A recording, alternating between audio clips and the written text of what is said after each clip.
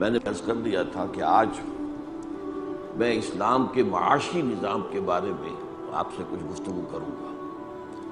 جیسے ہم نے اسلام کا سیاسی نظام کیا ہے، عہد حاضر میں نظام خلافت کا سیاسی اور دستوری ڈھانچہ کیا ہوگا، اس پر گفتگو کی ہے۔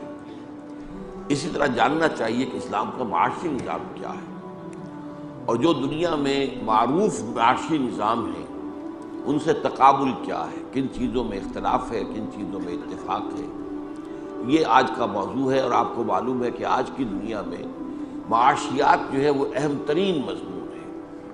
آج کا انسان کہا جاتا ہے کہ یہ اصل میں اکنامک اینیمل بن گیا ہے، انسان اقتصادی حیوان بن چکا ہے۔ ساری جو سیاست ہے پوری دنیا کی وہ اقتصادیات کے لیے گھومتی ہے۔ تو یہ بات اپنی جگہ بہت اہم ہے کہ ہم سمجھیں کہ اسلام کا معاشی نظام کیا ہے۔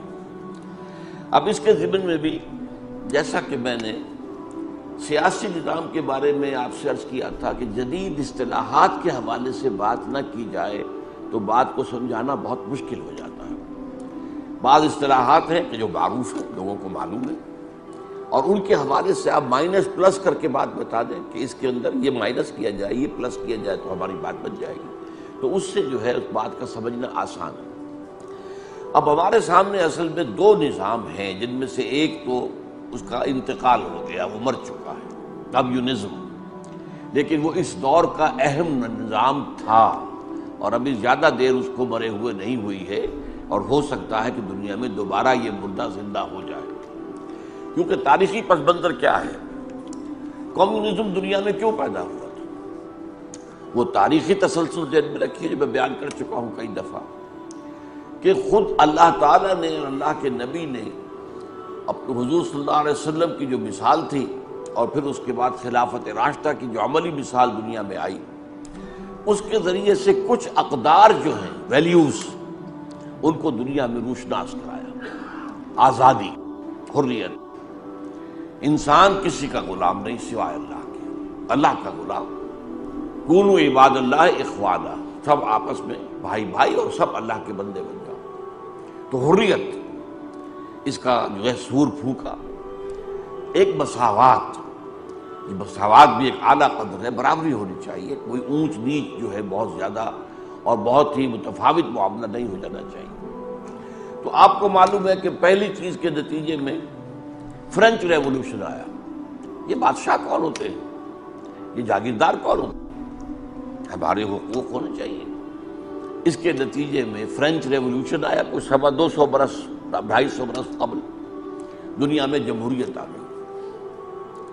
یہ بہرحال ایک اعلیٰ قدر کی طرف جو ہے انسان کی پیش رفت تھی، لیکن ہوا کیا، شیطان نے اس میں جمہوریت میں حاکمیت انسانی جو ہے ڈال کر اس کو کفر اور شرک بنا دیا۔ اس پر ہم تفصیل سے گفتگو کر چکے ہیں۔ لیکن جب یہ جمہوریت دنیا میں آئی ہے تو اسی زمانے میں انڈسٹریل ریولوشن آ گیا، مشین ایجاد ہو گئی۔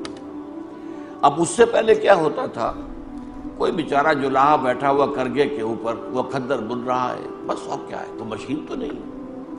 اب کیا ہوا، ٹیکسٹائل ملز، کتنے کتنے اس کے اندر جو ہے لگے ہوئے کرگے، کتنے سپنڈلز ہیں، کتنے وہ ہے، اور یہ سارا معاملہ جو ہے ایک ایک کارخانے میں کئی ہزار آدمی کام کر رہا ہے۔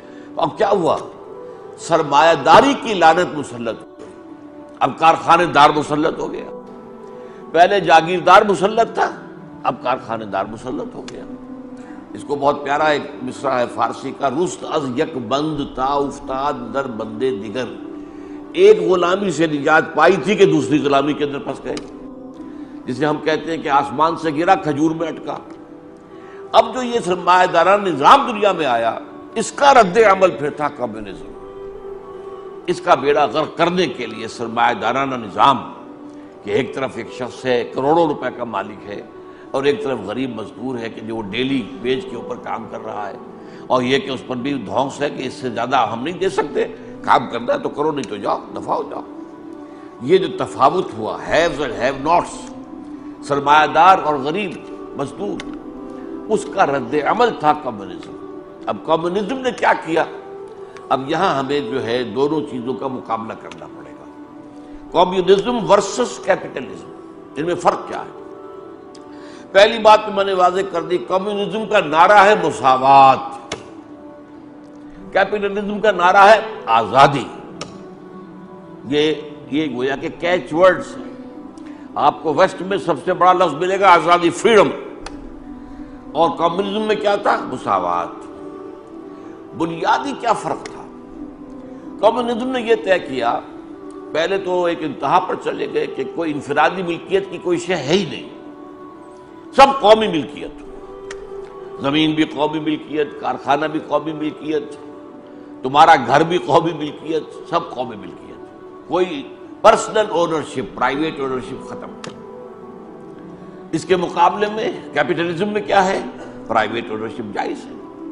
آپ ایک کارخانے کے مالک ہو سکتے ہیں، آپ ایک کھیت کے مالک ہو سکتے ہیں، آپ ایک دکان کے مالک ہو سکتے ہیں، ایک کاروبار کے مالک ہو سکتے ہیں. یہ بنیادی فرق ہے کہ ایک طرف جو ہے بالکل نفی انفرادی ملکیت کی، سب قومی ملکیت، نیشنلائزڈ، اور دوسری طرف یہ کہ نہیں، آپ اونرشپ جو ہے پرائیویٹ ہو سکتی ہے.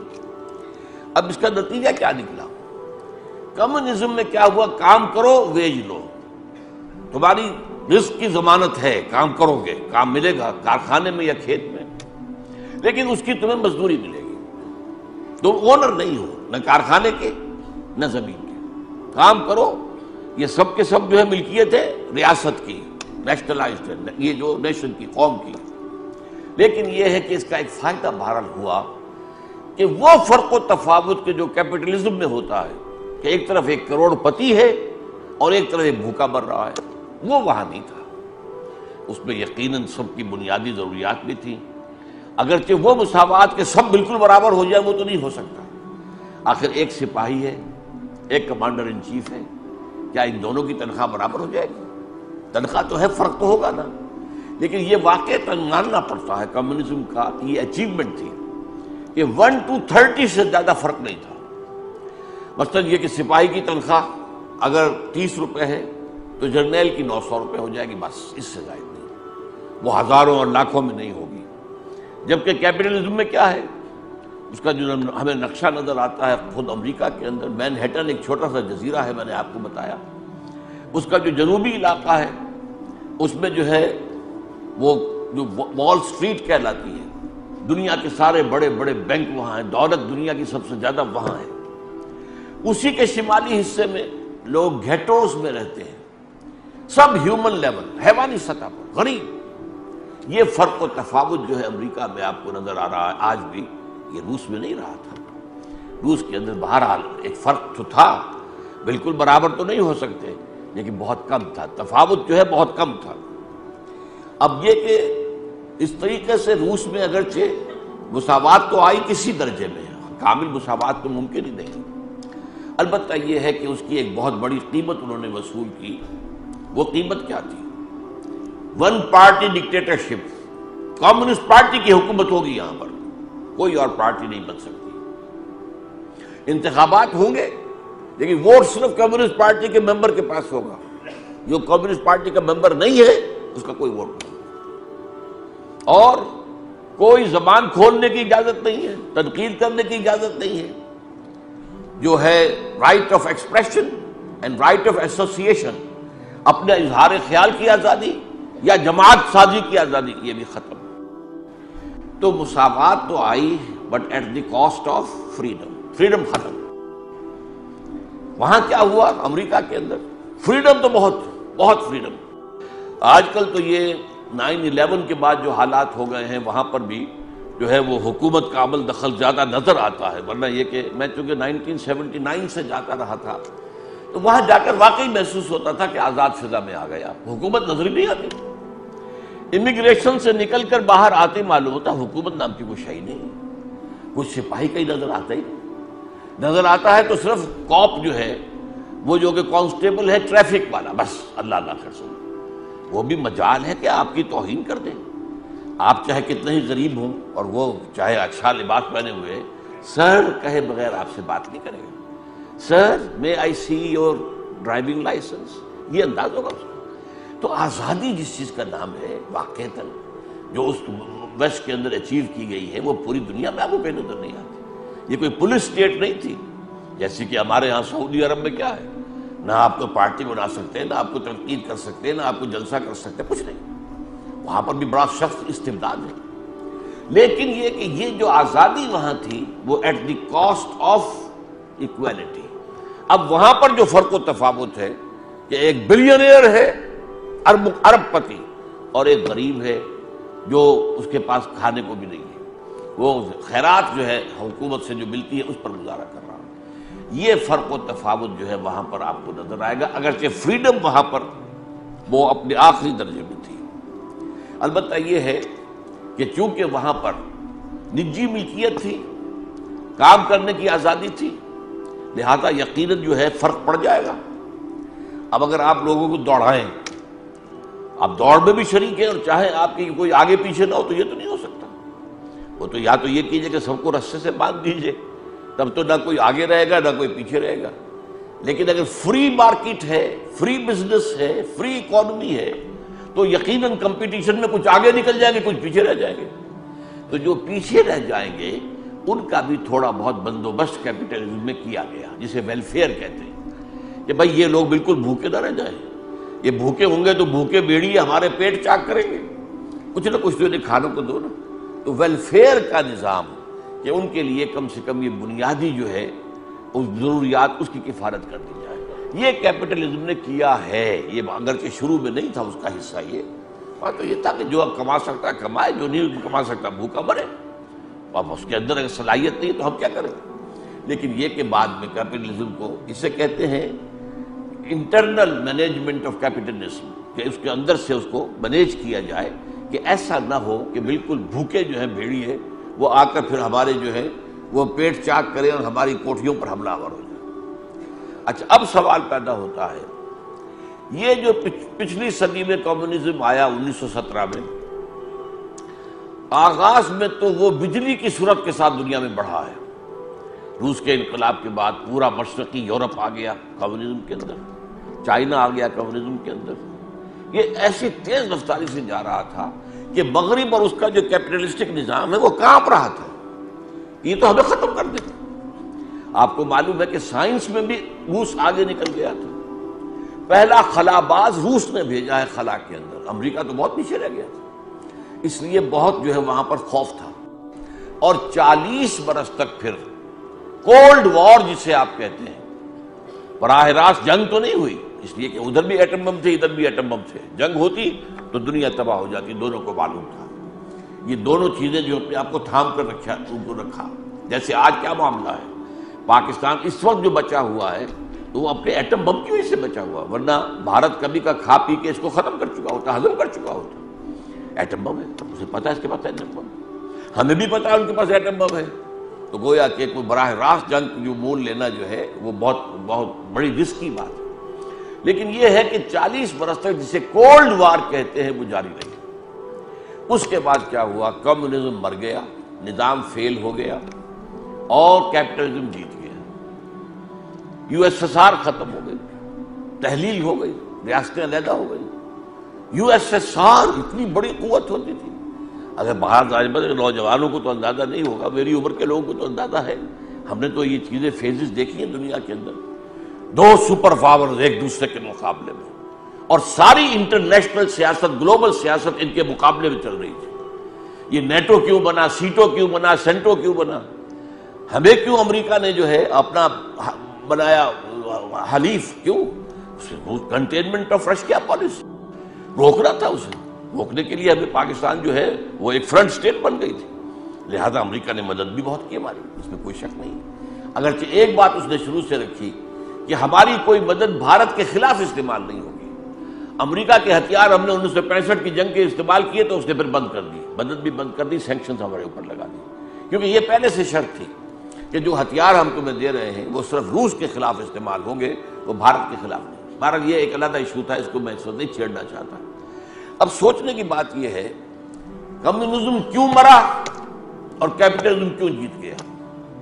یہ آپ میں سے بہت سے لوگوں کے علم میں ہوگا کہ جب یہ یو ایس ایس آر ختم ہوئی اور کمیونزم کی گویا کہ موت واقع ہو گئی، اگرچہ چائنا میں ابھی وہ سسک رہا ہے، ابھی چل رہا ہے، لیکن یہ کہ وہ کمیونزم نہیں ہے جو تھا پہلے، آج سے 30 سال پہلے، اس میں کچھ نہ کچھ کیپٹلزم کے اندر کی چیزیں شامل کر دی گئی ہیں۔ ہاں، ون پارٹی گورنمنٹ اور ڈکٹیٹرشپ وہ 100% موجود ہے، جو کمیونزم رشیا کا جو USSR کا معاملہ تھا، لیکن ویسے یہ کہ ان کے معاشی نظام کے اندر کچھ سرمایہ دارانہ نظام کی باتیں شروع کر دی گئی ہیں۔ لیکن بہرحال یوں کہیے کہ بحیثیت مجموعی کمیونزم کی موت واقع ہو گئی۔ تو فوکویاما ایک بڑا مفکر ہے امریکہ کا، اس نے کتاب لکھی، وہ جیسے کہ بغلیں بجاتے ہیں نا جو کسی فتح مندی میں اور کوئی خوشی میں آ کر کہ ہم جیت گئے، اس نے دی اینڈ آف ہسٹری، معلوم ہوا اس نے کہا کہ ثابت ہو گیا کہ ہمارا نظام سرمایہ دارانہ جو ہے یہی بہترین نظام ہے، دیکھ لو ہمارے مقابلے میں جو کھڑا ہوا تو مرا پڑا ہوا نظام، اس سے ثابت ہو گیا کہ نظام صحیح وہی ہے جو ہمارا ہے، کیپٹلسٹک، وہ لبرل سیکولر ڈیموکریسی جو جس پر ہم گفتگو کر چکے، ان کا نظام کا ایک سیاسی حصہ ہے، ایک معاشی حصہ ہے کیپٹلزم۔ اس کیپٹلزم کے حوالے سے جب اس کے مقابلے میں ایک قوت اٹھی تھی وہ مر گئی، ختم ہو گئی، ہم جیت گئے، تو مطلب ہوا کہ سرمایہ داری جیت گئی، ثابت ہو گیا کہ بہترین نظام سرمایہ داری ہے۔ پھر اس کے بعد جو ہے ہنٹنگٹن نے کتاب لکھی کہ نہیں، ابھی یہ معاملہ ختم نہیں ہوا، ابھی تاریخ کے اور دور آنے ہیں، ابھی کلیش آف سویلائزیشنز ہونا ہے، تہذیبوں کا تصادم ہونا ہے۔ اور اس کے بعد ایک اور کتاب آئی ہے کلیش آف سسٹمز ہونا ہے، جو نظاموں کا ابھی مقابلہ ہوگا، اور اب نظام سامنے آ سکتا ہے اسلام کا نظام، وہ آ کر تمہیں جو ہے چیلنج کرے گا، یہ اس کا امکان ہے جو دنیا میں ظاہر کیا جا رہا ہے۔ اور نیٹو جب یہ USSR ختم ہوا ہے، اس کے بعد جب نیٹو کو اثر نو منظم کرنے لگے اور ایکسٹینڈ کرنے لگے، NATO North Atlantic Treaty Organisation NATO, اور رشیا کے مقابلے کے لیے تھی، USSR کی کنٹینمنٹ کے لیے تھا، لیکن انہوں نے کہا کہ تمہارا دشمن تو ختم ہو گیا، اب تمہیں کس کا اندیشہ؟ اب ہمیں مسلم فنڈامنٹلزم کا خطرہ ہے، ہمیں اندیشہ ہے کہ ایک نظام جو ہے اسلام کا نظام وہ ہمارے مقابلے میں آئے گا، اس کے لیے ہمیں اب تیاری کرنی ہے۔ اور اس کے بعد کی ساری پالیسی ویسٹ کی اسی ایک مرکزی نقطے کے گرد گھوم رہی ہے۔ پر اب مجھے بتانا یہ ہے کہ کیوں مر گیا کمیونزم، کیوں جیت گیا کیپٹلزم؟ اس کے دو اسباب ہیں۔ پہلا سبب کیا ہے؟ انسانی جبلت ایک ہے، سرشت ہے انسان کی، اس کو آپ نے نظر انداز کر دیا۔ اس سرشت میں کیا ہے؟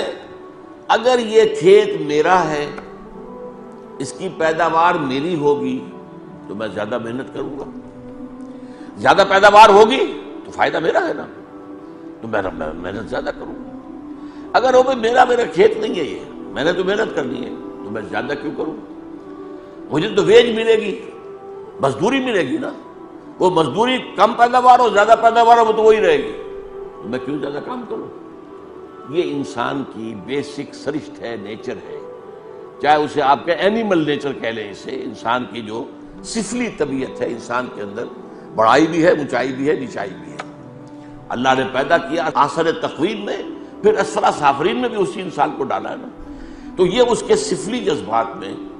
اب جیسے ایک کارخانہ ہے، کارخانے کا جو ایک مالک ہے، اس کارخانے کی ایک مشین خراب ہو گئی، اب ظاہر بات ہے کہ ایک مشین سے کارخانہ تو کھڑا ہو گیا، کارخانے کا مالک رات بھر کھڑا رہے گا، مستریوں کے سر پر سوار رہے گا، ٹھیک کرو اسے، کیونکہ اگلے روز ظاہر بات ہے کہ لیبر تو آ جائے گی، میرے اوپر تو پڑ جائے گا، مجھے ویج تو دینی پڑے گی، اور کارخانہ کام نہیں کرے گا تو میرا تو نقصان ہو جائے گا۔ لیکن جیسے بھٹو صاحب نے کیا تھا، کارخانہ ہو گیا نیشنلائز، وہاں آپ نے 20ویں گریڈ کے ایک افسر کو لا کے بٹھا دیا، وہ افسر صاحب جو وہ مالک تو نہیں ہے نا، اب اس کو اگر مشین خراب ہو گئی اس کے افسر کو کیا پرواہ اس کی، 4 دن کارخانہ بند رہے میری بلا سے، کہ میری تنخواہ میں کمی ہو جائے گی، وہ جو کیوں کرے گا محنت، وہ رات کو کیوں جاگے گا؟ مالک جاگے گا، کھڑا رہے گا، سر پر سوار رہے گا، درست کروائے گا، چلائے گا کارخانہ۔ جو مالک نہیں ہے وہ تو ملازم ہے، تنخواہ ہے، اس کو تو تنخواہ ملنی ہے، وہ خامخواہ اپنے آرام کے اندر خلل برداشت کرے گا۔ اسی لیے ہمارے یہاں فیلئر ہو گیا تھا جب نیشنلائز کیا بھٹو نے، نتیجہ کیا نکلا؟ مزدوروں نے کام کرنا چھوڑ دیا۔ ریلوے کا جو حال ہو گیا تھا، وہ میں آپ کو لطیفہ سنا دیتا ہوں کہ اس زمانے میں میں ایک دفعہ جا رہا تھا کراچی، اور فرسٹ کلاس اور تیز گام، لیکن کیا حال تھا؟ نہ اس میں بجلی، نہ پنکھا، نہ ٹوائلٹ میں پانی، فرسٹ کلاس کا یہ حال تھا۔ چیخ رہے تھے لوگ بیٹھے ہوئے، گالیاں دے رہے، میں نے کہا دیکھو غنیمت سمجھو کہ پہیا چل رہا ہے، اگر یہ پہیا یہاں رک گیا اور یہ جنگل کے اندر گاڑی کھڑی ہو گئی تو کیا اثر ہوگا؟ تو چلو پانی نہیں ہے، بجلی نہیں ہے، پنکھا نہیں ہے، یہ پہیا یہ حال ہو گیا، کام کرنا چھوڑ دیا۔ تو یہ جو فرق ہے، اب اگر ظاہر بات ہے کہ انفرادی ملکیت ہے تو آپ محنت زیادہ کریں گے، پروڈکشن بھی زیادہ ہوگی، اس میں کمپٹیشن بھی ہوگا، آپ بہتر سے بہتر مال بنائیں گے تاکہ آپ کا مال زیادہ بکے، کم سے کم قیمت پر دیں گے تاکہ آپ کا مال زیادہ بکے، ٹرن اوور زیادہ رہے۔ یہ سارے جو ہیں یہ کیپٹلزم کے فوائد ہیں، اس کی وجہ سے یہاں پر پروڈکشن زیادہ، پیداوار زیادہ۔ روس میں کیا تھا، ویٹ پروڈیوسنگ ایریا بہت زیادہ امریکہ سے، لیکن وہی کہ وہاں پہ جو کام کرنے والے مزدور تھے نا، مالک تو تھے نہیں، لہذا پروڈکشن کم ہو رہی ہے۔ امریکہ ایکسپورٹ کرتا تھا اور روس امپورٹ کرتا تھا۔ یہ گویا کہ سب سے بڑا بنیادی جو سبب ہوا ہے، اس کی اکانومی فیل ہوئی ہے۔ اس کے پاس تو جتنے جو ایٹمک وار ہیڈز تھے آج بھی امریکہ کے پاس نہیں ہے اتنے، اس کے پاس 3000 سے زائد، امریکہ کے پاس 1000 1500، لیکن یہ کہ وہ سارے ایٹمک وار ہیڈز رکھے رہ گئے اور ختم ہو گیا روس۔ کیوں؟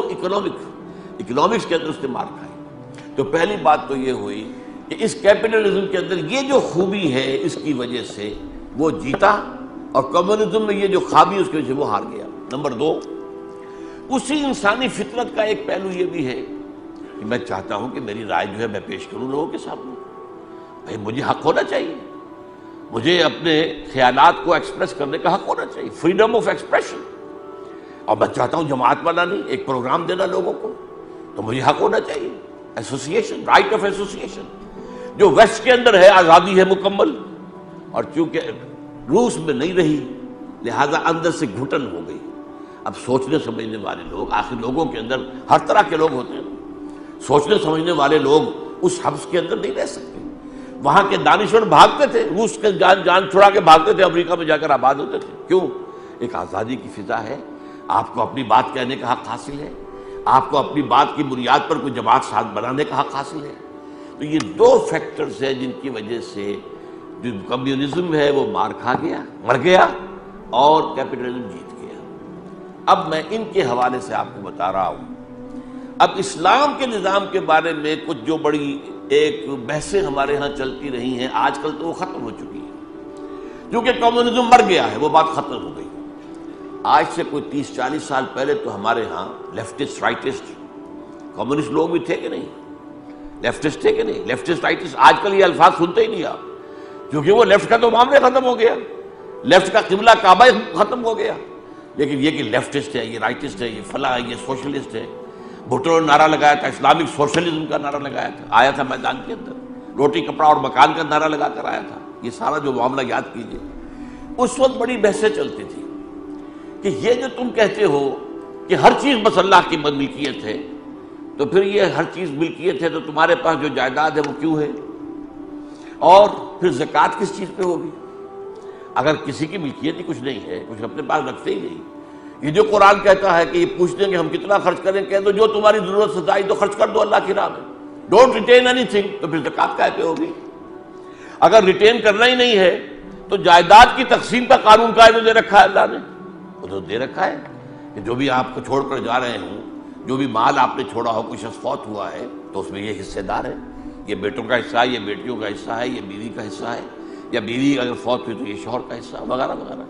تو یہ بڑی کنٹروورسیز تھی ہمارے ہاں، اور کچھ لوگ جو کہ سوشلزم اور کمیونزم کو اسلام کے عین مطابق ثابت کرنا چاہتے تھے، وہ ان چیزوں کا سہارا لیتے تھے کہ یہ چیزیں جو ہے یہ تو اس میں ملکیت تو اللہ کی ہے، کسی اور کی تو ہے ہی نہیں، اور ان الارض للہ، میں نے ابھی آیت آپ کو سنائی، زمین اللہ کی ہے، یہ کسی زمیندار اور کسی کی جاگیردار کی نہیں ہے، کسی اور چھوٹے زمیندار کی بھی نہیں ہے، زمین تو بس نیشنلائز ہونی چاہیے، وغیرہ وغیرہ۔ اب اس کا حل کیا ہے؟ وہ ہے جو میں آپ کے سامنے رکھ رہا ہوں، اور بڑی عجیب سی بات میں کہنے لگا ہوں، اس کو ذرا غور سے سنیے۔ اسلام کے معاشی نظام ایک نہیں دو ہے۔ ایک ہے روحانی سطح پر، اسے ایمانی کہیں، احسانی کہیں، روحانی کہیں۔ ایک ہے قانونی سطح پر۔ ان دونوں میں کافی تضاد ہے۔ اب اس کی ایک مثال میں آپ کو باہر سے دے دوں تاکہ پھر یہ بات سمجھ میں آ جائے۔ دیکھیے، ایک شخص نے آپ کو تھپڑ مارا، اب اگر تو آپ ہیں کمزور اور وہ ہے بہت ٹھاڈا، تو قہر درویش برجار درویش آپ بدلہ لے نہیں سکتے. ٹھیک ہے، فرض کیجئے آپ اتنے طاقتور ہیں کہ بدلہ لے سکتے ہیں. اب آپ کے سامنے دو راستے ہیں. ایک روحانی راستہ ہے، معاف کر دو، عفو، درگزر. تمہارے اندر روحانی ترفع پیدا ہو جائے. والعافین عن الناس، لوگوں کو معاف کرنے والے. وَإِن تَعْفُوا وَتَصْفَحُوا وَتَغْفِرُوا فَإِنَّ اللَّهَ غَفُورٌ رَحِيمٌ. اگر تم معاف کر دیا کرو اور بخش دیا کرو اور نظر انداز کیا کرو لوگوں کی زیادتیوں کو، تو اللہ بھی تو بخشنے والا ہے نا. تم نہیں چاہتے اللہ تمہارے گناہ بخشے، تو بھی لوگوں کو بخشو. دوسرا کیا راستہ ہے؟ بدلہ لو. قصاص، یہ بھی جائز ہے، بدلہ لے سکتے ہیں. اب دیکھیے، ایک ہے قانونی نظام. دنیا کے قانونی نظام کے لیے بدلہ ضروری ہے، ورنہ آج آپ نے اس کو چھوڑ دیا، کل وہ کسی اور کو بھی تھپڑ مارے گا. آج اس نے آپ کو مارا، کل کسی اور کو مارے گا. وہ تو مجرموں کی حوصلہ افزائی ہو جائے گی. وَلَكُمْ فِي الْقِصَاصِ حَيَاةٌ يَا أُولِي الْأَلْبَابِ. ہے ہوش مندو، قصاص میں زندگی ہے. معاشرہ قصاص پر قائم رہ سکتا ہے، عفو پر نہیں. ہاں، عفو جبکہ آپ بدلہ لینے پر قادر ہیں، اگر معاف کرتے ہیں تو روحانی ترفع آپ کو حاصل. یہ انڈیویجول ہے، روحانیت انڈیویجول ہوتی ہے. انفرادی سطح پر آپ کو ترفع حاصل ہو جائے گا عفو کے ذریعے سے. لیکن معاشرے کی بہتری کس میں ہے؟ قصاص میں ہے. وَلَكُمْ فِي الْقِصَاصِ حَيَاةٌ يَا أُولِي الْأَلْبَابِ. اب قرآن مجید ایک طرف عفو اور درگزر کی تلقین بھی کر رہا ہے، ایک طرف کہتا ہے بدلہ لینے میں زندگی ہے. تو بظاہر تضاد ہے نا، لیکن تضاد نہیں ہے.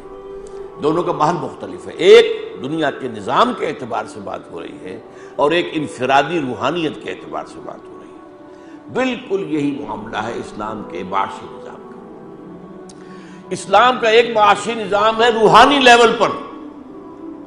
اس کے 4 کارڈینل پرنسپلز ہیں، نوٹ کر لیجیے.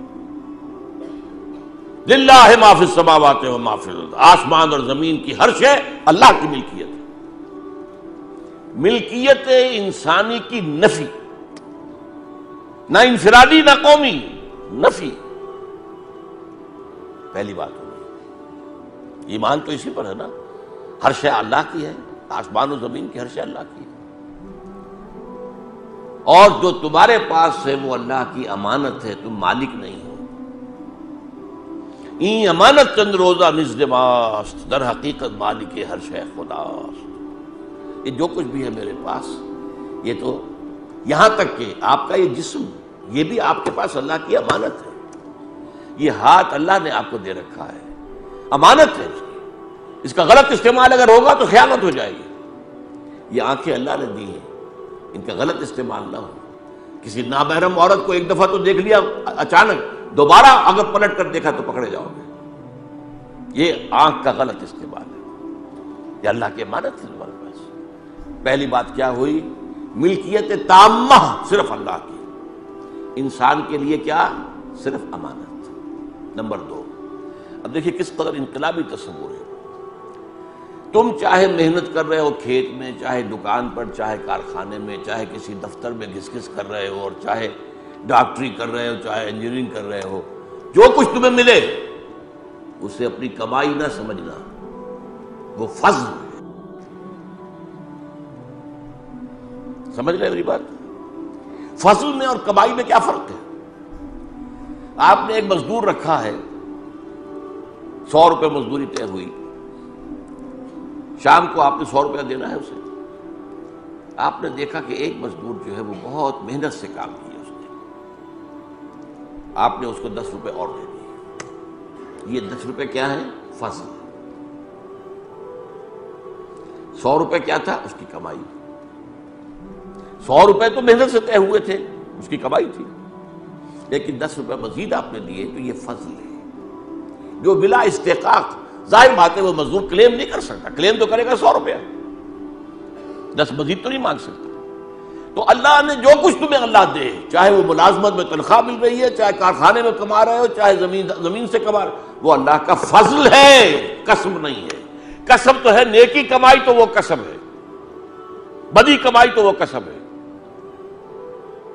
لہا ما کسبت وعلیہا ما اکتسبت.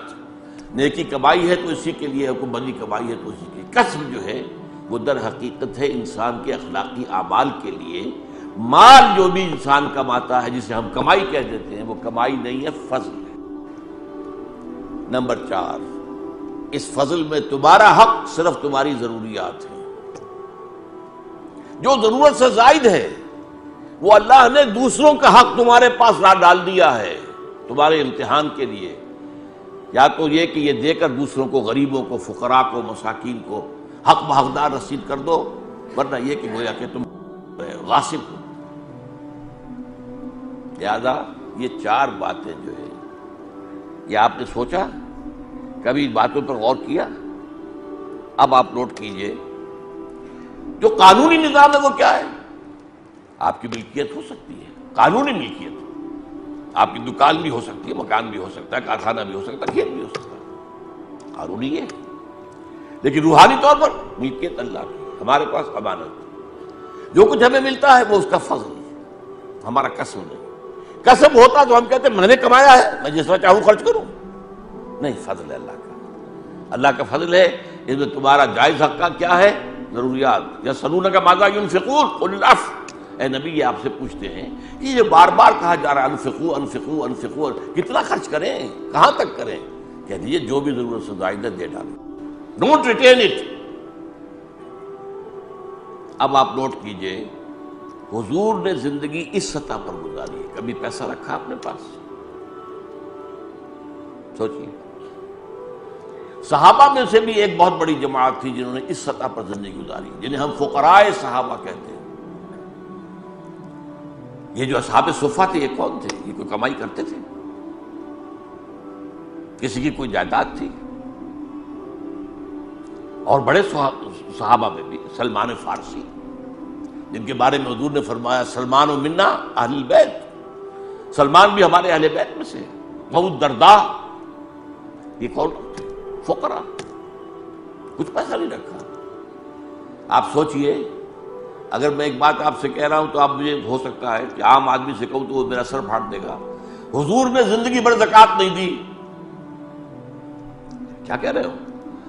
اسلام کا رکن زکوٰۃ، اور حضور نے نہیں دی بھائی، اس لیے کہ زکوٰۃ تو ہوتی ہے کہ کوئی مال جمع ہو آپ کے پاس، مال رکھا ہی نہیں تو زکوٰۃ کس بات کی؟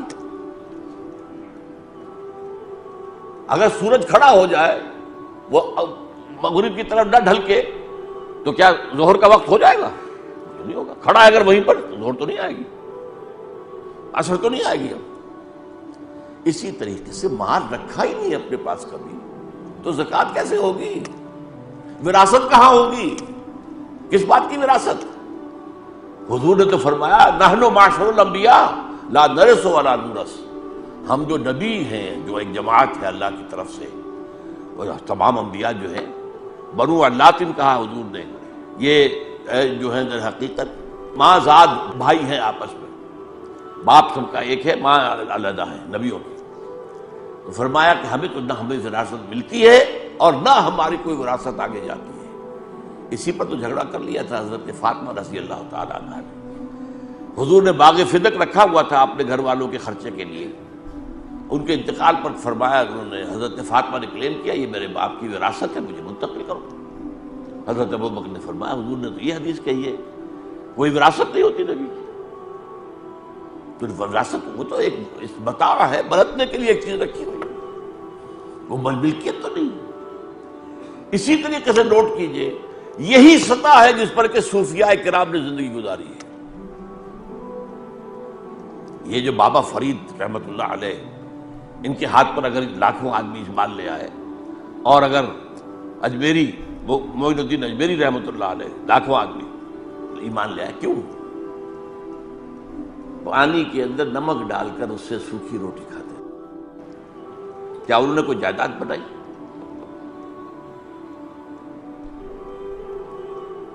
اب ان کے مقبرے جائیدادیں بن گئی ہیں، یہ دوسری بات ہے، اس کا اس سے کوئی تعلق نہیں۔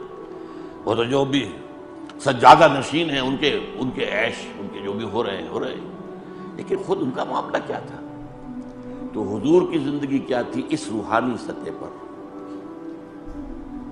ملکیت اللہ کی، ہمارے پاس جو کچھ ہے صرف امانت، جو کچھ ہم کمائیں عرف عام میں وہ ہماری کمائی نہیں ہے، وہ فضل ہے، اس میں ہمارا جائز حق صرف ہماری ضرورت ہے، ضرورت سے زائد دے دو، فارغ ہو جاؤ۔ حق بحقدار رسید فی اموالہم حق للسائل والمحروم، مال تو تمہیں دیا اللہ نے لیکن اس میں حق رکھا ہوا ہے سائل اور محروم کا، وہ ادا کر دو ورنہ تم غاصب شمار ہو۔ یہ ایک مکمل نظام ہے۔ حضور اور فقراء صحابہ اور بعد کے دور میں صوفیاء کرام، انہوں نے اس سطح پر زندگی گزاری۔ لیکن اب اس کو میں کیا کہوں گا، highest and purest form of spiritual socialism, یہ روحانی سوشلزم ہے، سوشلزم عوامی، یعنی یہ کہ ساری دولت جو ہے وہ افراد کی بجائے تقسیم ہو جائے، اس کی جو ہے اس کا خیر لوگوں کے اندر پھیل جائے، کہ لا یکون دولۃ بین الاغنیاء منکم، یہ تمہارے صرف دولت مندوں کے درمیان جو ہے دولت کی الٹ پھیر نہ ہوتی رہے، کہ ایک کروڑ پتی کی بیٹی لاکھوں کا جہیز لے کر دوسرے کروڑ پتی کے آگے چلی گئی، تو دولت جو ہے چلی تو صحیح ادھر سے ادھر گئی، لیکن یہ امیروں کے درمیان الٹ پھیر میں ہے۔ یہ نظام اللہ نے دیا۔ اب آئیے لیگل لیول پر کیا ہے اسلام، کنٹرولڈ کیپٹلزم، انفرادی ملکیت، یس، یہ کھیت تمہارا ہے، یہ جو کارخانہ ہے تمہارا ہے، دکان تمہاری ہے، ٹھیک ہے، جو کماؤ گے تو تمہارا ہوگا، البتہ حلال سے کمانا ہے، حرام سے نہیں، یہ ہے اصل میں وہ جو بعد میں بات واضح ہوگی، وہ کنٹرولڈ۔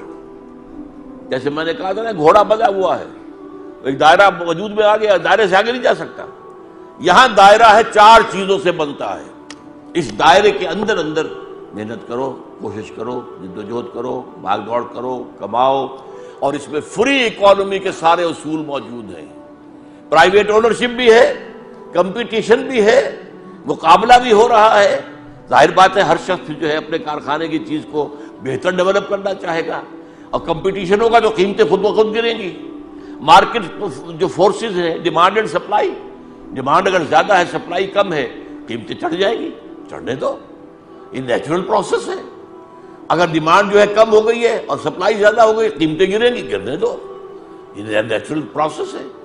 ہائر اینڈ فائر، آج آپ کسی کو ملازم رکھتے ہیں لیکن آپ اگر 2 دن کے بعد دیکھتے ہیں کہ یہ تو کام نہیں کر رہا صحیح طور پہ، آپ فائر کر سکتے ہیں، جب چاہے ملازم رکھیں، جب چاہے نکال دیں۔ یہ سارا جو ویسٹرن کیپٹلزم کی کامیابی کا راز جس چیز میں ہے وہ ساری چیزیں اسلام کے اندر موجود ہیں، لیکن کنٹرول کیا ہے، یہ ہے اصل بات۔ سود حرام، جوا حرام، شراب اور منشیات حرام، جنس کی بنیاد پر کمائی حرام، یہ 4 حرام جو چیزیں ہیں، یہ 4 دیواری بن گئی ہے، اس کے اندر ان 4 چیزوں سے ہٹ کر محنت کرو، زیادہ کماؤ گے تمہارا ہوگا، اور اس میں سے ایک حد سے آگے بڑھ جائے گے تم سے زکوٰۃ لے لی جائے گی۔ کیوں کہ یہ جو فری ہے اکانومی، اس 4 دیواری کے اندر فری اکانومی ہے، ہائر اینڈ فائر ہے، ڈیمانڈ اینڈ سپلائی ہے، فری اکانومی ہے، مارکیٹ اکانومی ہے، یہ ساری چیزیں موجود ہیں، پرسنل اونرشپ ہے، پرسنل انسینٹیو ہے، زیادہ کام کرنے کا جذبہ کیوں ابھرے گا؟ میری دکان ہے، میں زیادہ دیر رات کو بیٹھوں گا تو زیادہ کمائی ہو جائے گی، اچھا مال میں لا کے دوں گا، کم قیمت پر دوں گا تو میری بکری زیادہ ہوگی، ٹرن اوور زیادہ ہو جائے گا، یہ سارا کام آدمی کرتا ہے، اس کے اندر یہ کیپٹلزم ہے، لیکن کنٹرول یہ میں نے 4 دیواریں۔ اچھا اب اس میں آپ ایک حد سے آگے بڑھ گئے، کیونکہ فری ہے، کچھ آگے نکل جائے گی، کچھ پیچھے رہ جائے گی، وہ جو میں نے بتایا تھا، فری اکانومی میں تو لازماً ہوگا، لہذا اب یہ ہے جو آگے چلے گئے ہیں، ایک لائن کھینچ دی گئی، ڈو یو اون 7 تولہs آف گولڈ، تمہارے پاس 7 تولے سونا ہے یا 52 تولے چاندی ہے تو اب تم ڈونر ہو، اور جس کے پاس نہیں ہے وہ ریسیپینٹ ہے، یہ زکوٰۃ ہے۔ تؤخذ من اغنیائہم وترد الی فقرائہم، وہ ان کے امیروں سے لے کر ان کے غریبوں کو دے دی جاتی ہے۔ وہی بات جو ویلفیئر کا نظام دنیا میں قائم کیا گیا، وہ تو میں سمجھتا ہوں کہ سب سے پہلی ویلفیئر اسٹیٹ تو قائم ہوئی ہے اسلام نے کی ہے، سب سے پہلی سوشلسٹ اسٹیٹ تو قائم کی ہے اسلام نے کی ہے۔ ہر شخص کی بنیادی ضروریات کی جو ہے کفالت ریاست کرے گی، اور اس کے لیے ذریعہ زکوٰۃ۔ جو آگے چلے گئے وہ دیں، وہ ڈونیٹ کریں، وہ ڈونرز ہیں۔ جو پیچھے رہ گئے، اچھا فقیر جو ہے اس کا مطلب یہ نہیں کہ جسے بھوکا مر رہا ہو وہی فقیر ہے، جس کے پاس 7 تولہ نہیں ہے وہ فقیر ہے۔ یعنی زکوٰۃ کے معاملے میں فقیر کسے کہا جائے گا؟ جس کے پاس یہ جو ہے نصاب والا مال نہیں ہے وہ فقیر ہے، جس کے پاس ہے وہ غنی ہے۔ غنی دیں گے تؤخذ من اغنیائہم ترد الی فقرائہم، اس طریقے سے وہ انٹرنل مینجمنٹ آف کیپٹلزم بھی موجود ہے، لیکن ہے کس طریقے سے؟ خوبصورتی اس کی کیا ہے؟ دنیا میں سوشلزم کا جو نظام آج ہے وہ ٹیکسز کی بنیاد پر ویلفیئر چلاتے ہیں، اور ٹیکس جو ہے نیچرلی ہر شخص اس کو اپنے اوپر بوجھ سمجھتا ہے، اور وہ تو راستے تلاش کرتا ہے ادھر سے ادھر سے کسی طرح ٹیکس ایویژن ہو جائے، بچ جاؤں۔ بڑی بڑی کمپنیاں ہوتی ہیں جو راستے بتاتے ہیں ان سرمایہ داروں کو کہ ٹیکس سے بچنے کا یہ راستہ ہے، اس طرح بچت کر لو۔ اور زکوٰۃ عبادت ہے، عبادت میں اللہ سے ہیرا پھیری تو نہیں کرے گا انسان، عبادت ہے، لہذا وہاں تو وہ دے گا، پورا دے گا۔ لہذا اس سے جو نظام قائم ہوا زکوٰۃ کی بنیاد پر، جو سوشلزم قائم ہوا، واقعتاً یہ کہ اس کی کوئی نظیر ہی نہیں، اس کی کوئی مثال ہی نہیں۔ اب جو ہے آج کل آپ کو معلوم امریکہ میں تو بہت کم نظام ہے اس کا ویلفیئر کا، بہت گھٹ گیا، بہت نیچے ہے، زیادہ ننگا کیپٹلزم امریکہ میں ہے۔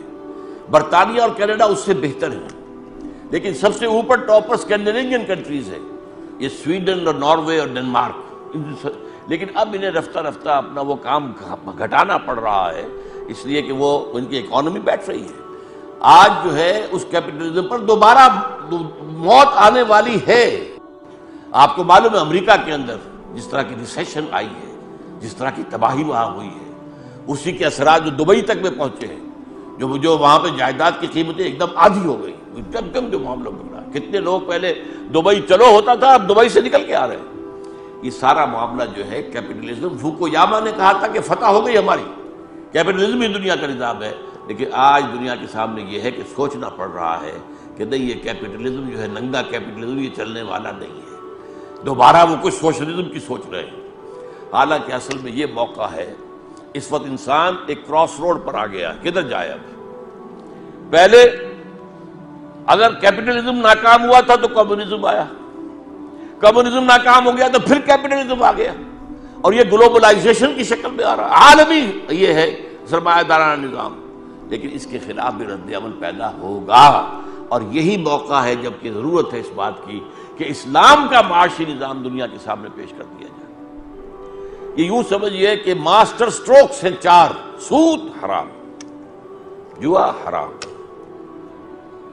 منشیات حرام، اور جنس کی بنیاد پر کمائی، چاہے وہ پروسٹیٹیوشن ہو، چاہے وہ آپ جنسی جذبات بھڑکا کر فلمیں دیکھنے کے لیے لوگوں کو آمادہ کریں، اس سے کمائی کریں۔ سارا بزنس کائے پر ہو رہا ہے؟ جنسی جذبات جتنے آپ بھڑکائیں گے زیادہ، اتنی آپ کی فلم کامیاب ہوگی، اتنی ہی آپ کی کامیابی ہوگی، اتنی اس جو ہے کمائی ہوگی۔ تو جنس کی بنیاد، ہر اشتہار پر عورت کو کیوں بٹھا رکھا ہے؟ سوچنے کی بات ہے۔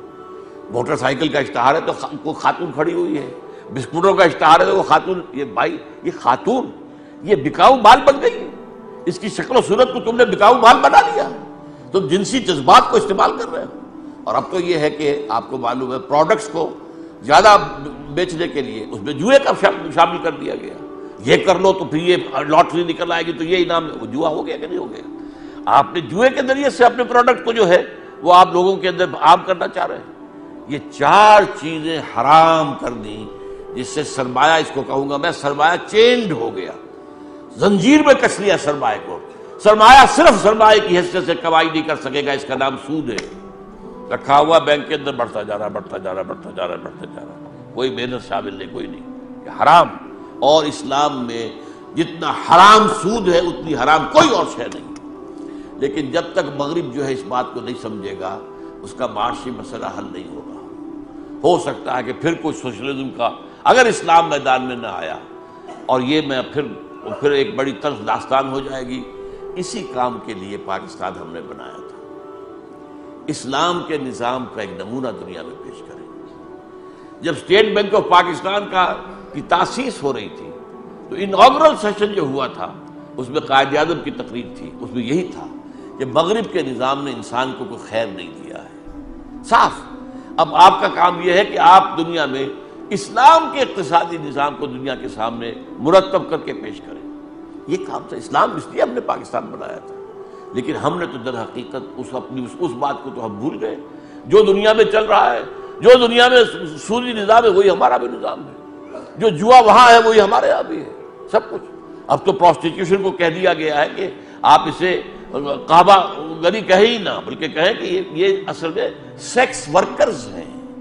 اسلام کا نظام معاشی، روحانی، احسانی، ایمانی سطح پر highest and purest form of voluntary socialism, یہ آپ سے جبر نہیں کرے گا کہ جو بھی ضرورت ہے دے دو، نہیں، جبر نہیں ہے۔ جبر صرف ہوگا زکوٰۃ کی حد تک، یہ تو قانون ہے، یہ دینا پڑے گا، باقی رکھو اپنے پاس۔